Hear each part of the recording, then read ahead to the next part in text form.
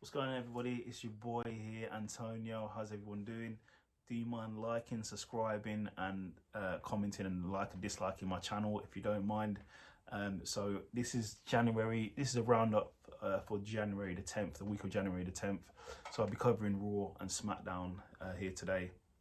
So show starts off with Brock Lesnar coming out, cutting a promo, saying how he's the guy, etc., etc. Then Bobby Lashley comes out looking like $1 million. Brock did mention that about Bobby Lashley. He said, who's your tailor? Who did your thread? So he was out there looking like $100, like $1 million out there. It was good to see them two face off. It was good to see them two face off. As I had said previously, it'll be better to see them two face off at WrestleMania with a proper build up, but we are not getting that. We're getting that at Royal Rumble. But yeah, before Bobby Lashley came out, he was approached by Alexander and Shelton Benjamin saying about being part of the Hurt Business, and Shelton, Bobby was like, nah, see you later, I'm out, yeah. And then what happened within the promo, basically Lesnar was saying that Bobby Lashley is a wannabe. That's basically what he was saying, which I can see from Lesnar saying that. If you look at the names, Bobby Lashley, Brock Lesnar. There was a time when Bobby Lashley was the ECW champion, and his entrance was exactly the same as Lesnar's with a 4-ring explosion. So yeah, I can get why he's saying that. But near the end of the promo, then Shelton Benjamin and Alexander came out and started beating down Lashley. Lashley went mad and then pulverized both of them. So good. That was a good little promo, good little segment there. Then we had Alpha Academy versus RK Bro. Good solid match, back and forth, high flying, good tag team match, good solid match. Obviously they're both good tag teams, but in the end, Alpha Academy won the match. It was a good match though. And then we have new champions, so it'd be good to see what happens next with RK Bro. Maybe Riddle turns on Randy. That would be quite interesting, so we'll see. Then we had a tag team match, a 6-man tag. So it was Damon Priest and the Street Profits versus the Dirty Dogs and Apollo. So it's a good match there, good back and forth match. Solid wrestling from all of them guys, are all good solid wrestlers. But in the end, Ziggler got the pin. So that's that. Next, it was Seth Rollins came out speaking about Royal Rumble, what people are looking forward to, what people are not looking forward to. But he said the main thing is his title match with Roman Reigns, saying how he'll be going in there against his Roman Reigns brother, they used to be in the Shield. And then comes out Big E. So Big E's there talking about how he wants to get back the championship and he wants to beat that ass. So then Big E calls out Seth to have a match. I actually thought Seth would say no, but he said yes. They had a good match, good solid match, but in the end, Seth won by curb stomp. And the thing is, I think Big E might be going down the ladder because it was a delayed pin. So he gave him the curb stomp and delayed the pin and still got the 1-2-3, which is like, damn. But I thought Big E would be winning the Royal Rumble, but I don't know what's going to happen. It doesn't look likely. Next, Nikki ASHA, almost a superhero, ASH, was out there talking with Rhea Ripley, having a back and forth. And then I thought it'd be a nice little lovely breakup. Okay, we're going to go our separate ways as tag team, as singles partners or whatever, singles wrestlers. And then Nikki turned heel on Ripley. That's quite funny to see that. But it adds a little curveball to her character. So I think this is a good thing, because it's probably the AHH thing got a bit stale. But yeah, it was good. Then we had Omos squash some guy. Okay. Then Edge comes out, cutting a promo. And then Beth Phoenix comes out basically saying, this is your life to Beth Phoenix, talking about all the things she's done. 4 championship wins in the women's division, which is awesome. Beth Phoenix is an awesome wrestler. And then Miz and Maurice come out talking about, the usual stuff back and forth. And I don't know what this leads to. Was it a mixed tag match at Royal Rumble? Something? I'm not sure. But yeah, good segment. Then it was AJ Styles versus Austin Theory. Good solid match. Austin Theory is a damn good wrestler. I think he's good on the mic as well. Good worker there.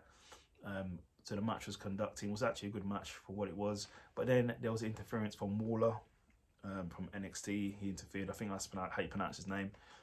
So I believe AJ Styles is going to NXT to see what's popping there and give him a beating and hiding as well. So we'll see what happens there. And then we had Alexa Bliss. There was a segment here, a treatment segment, where she was having some therapy, and then she just basically goes mad and starts smashing the place up.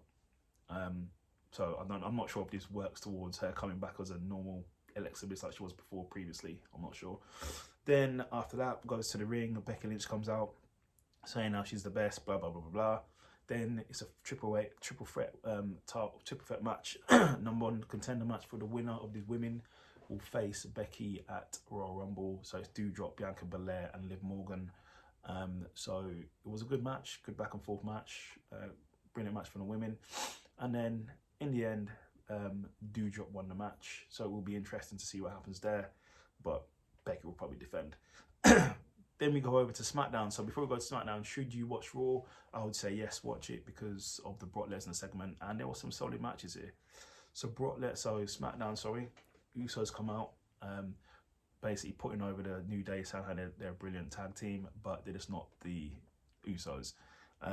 Usos, I'd probably say, the best tag team right now out there in the WWE, personally. So then he started announcing the competitors of a four-way tag match. So you had Jinder and Shanky versus the Viking Raiders versus Cesaro and Mansoor versus the Lostradanas. I pronounced that wrong, I think I have. But anyway, it was a good match, good solid match, back and forth. The winners were the Viking Raiders, which was a solid match. They had Sami Zayn coming out, calling out Johnny Knoxville, for thinking he's all of that, all this in a bag of chips. And Sami Zayn wanted to show him exactly what the real stunts are about with his show In Zayn, get it? So Sami was going to do a stunt where he was going to be pushing a trolley, pushed over a ramp, and on the ramp would go, the trolley would fly over the ring to the other side where the commentator booth is. But each time he went to do this, he kept saying no, stop, blah blah blah, and then he came out at the end and didn't do it, which was quite funny. Sami Zayn is pretty good. And then we had Shinsuke turned up from nowhere, Rick Boost, and flattened him basically. So that was that. Then Natalya is going around saying how she's breaking records, she's the best, and then she wanted to beat the record for the quickest match. But instead, she went against Aaliyah, and Aaliyah beat Natalya in 3.17 seconds. So she has now broken the record. So it's quite funny. Lita comes back, just basically saying that she's going to be in the Royal Rumble. She's there. She's going to be doing her thing. She's looking to win. Charlotte comes out, and in my opinion, Charlotte is the best female wrestler in the WWE. Pound for pound, ring for ring, move for move, Charlotte's the best, personally. But she comes out saying how she's going to break her like she broke Trish Stratus at SummerSlam. So that should be quite interesting. And then Lita hit her with a twist of fate. That was that. Then we had Sheamus versus Ricochet in a match. If you remember previously, Ricochet did bust open Mr. Holland, Sheamus's running buddy, Holland. Broke his nose on Instagram post. He had 2 sticks up there, God knows. Other botched sort of landing. And so Sheamus basically got revenge on Ricochet, battered him and pinned him 1, 2, 3. That was that. Then we had Madcap Moss versus Kofi Kingston. I thought Kofi Kingston was going to run through Madcap Moss, but I was wrong. Madcap Moss won the match and pinned Kofi. Nothing else to say there.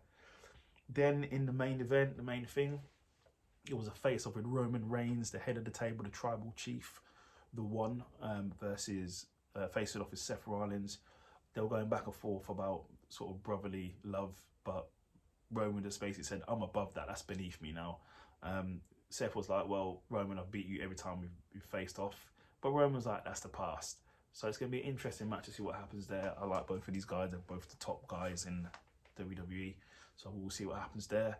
And within the match, the face-off, Usos come out, try to rush Seth, but Seth just runs out the way, avoids damage, and escapes to live another day. So it'll be an interesting match. So we'll see what happens there. So is it worth watching SmackDown? I would say yes, I'd watch SmackDown. It was quite solid. So will you mind liking and subscribing and commenting? And you can follow me on Insta below. Take care.